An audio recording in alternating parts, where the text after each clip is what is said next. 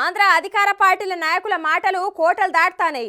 ఈసారి 175కు 175 అని. కానీ వైసీపీ వాళ్ళు ఏ కార్యక్రమం పెట్టినా కానీ జనాలు చీగొడుతుర్రు అన్ని దిక్కులల్లా. నమ్ముతలేరా ఎట్లా? అట్లయితే ఈ మాజీ మంత్రి సార్కు అడ్డు తిరిగి ఆపితే ఏం చేసిండో చూడుర్రి.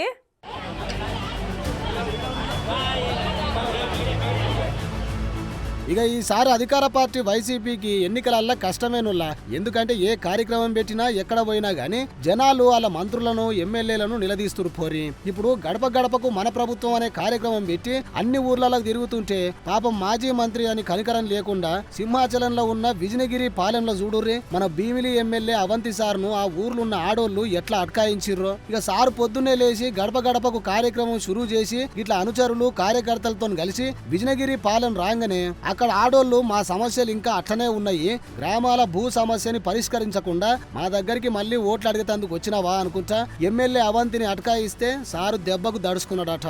అక్కడ అమలాకలు అడిగిన ప్రశ్నలకు సమాధానం చెప్పకుండానే ఎమ్మెల్యే ఆయన అనుచరులు ఏం చేయాలనో తొయ్యక అక్కడికి వెళ్ళిపోయిందట సారు. ఇప్పుడంటే జవాబు చెప్పకుండా పోతున్నావు సారు, మరి రేపు వాళ్ళు ఓట్లేస్తేనే సారు నువ్వు గెలిచేది, అప్పుడెట్లా సారు మరి చూసుకో.